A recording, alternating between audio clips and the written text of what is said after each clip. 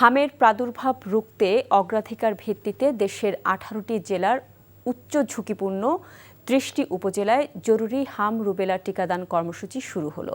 সকালে ঢাকার নবাবগঞ্জে কর্মসূচির উদ্বোধন করে স্বাস্থ্যমন্ত্রী সরদার মোহাম্মদ সাখাওয়াত হোসেন বলেন, হামের সংক্রমণ করোনার চেয়ে ভয়ঙ্কর। তিনি বলেন, গত 6 বছর ধরে টিকাদান বন্ধ হওয়ায় দ্রুত ছড়িয়ে পড়েছে হাম। আরও জানাচ্ছেন ওবায়দুল্লাহ মামুন।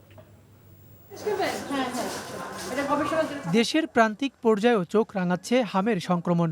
রোগীদের নিয়ে দিশেহারা অভিভাবকরা শহর থেকে গ্রাম হাসপাতালে ছুটছেন বাচ্চাদের নিয়ে। তাই হামের প্রাদুর্ভাব রুখতে সরকারের পক্ষ থেকে 2 কোটি শিশুকে টিকাদান কর্মসূচির আওতায় আনতে একযোগে দেশের 18টি জেলার উচ্চ ঝুঁকিপূর্ণ 30টি উপজেলা ও পৌরসভায় জরুরি হাম রুবেলা টিকাদান কর্মসূচির উদ্বোধন করা হয়েছে। রোববার সকালে ঢাকার নবাবগঞ্জ উপজেলায় টিকা কর্মসূচির উদ্বোধন করেন স্বাস্থ্যমন্ত্রী সরদার সাখাওয়াত হোসেন। এ সময় উপস্থিত ছিলেন ইউনিসেফ ও বিশ্ব স্বাস্থ্য সংস্থার প্রতিনিধিরা।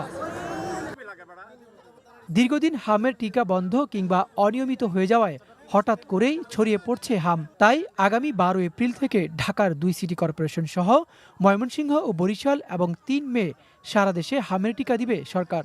এটা কন্টিনিউয়াস একটা প্রসেস দিয়ে যাওয়াই উচিত ছিল সব সময়, কিন্তু 2020 ডিসেম্বরের পর থেকে বিগত সরকারগুলি এই টিকাদানটা কন্টিনিউ করে নেয়, যেই কারণে একেবারে বজ্রপাতের মতন আমাদের উপরে সে রাতারাতি কিছুদিনের ভিতরে অনেক বেড়ে গিয়েছে।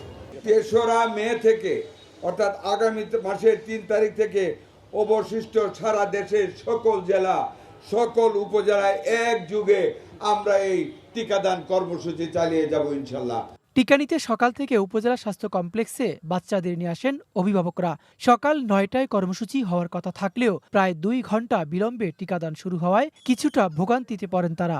আতঙ্ক তো একটা আছে, মনের ভিতরে একটা ভয় আছে যে কি না কি হয় কখন। অনেক ভিড় এখানে, কিভাবে দেবো?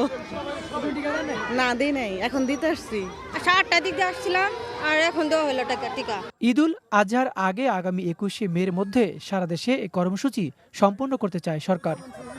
Obaidullah Mamun, NTV news, Nawabganj, Dhaka.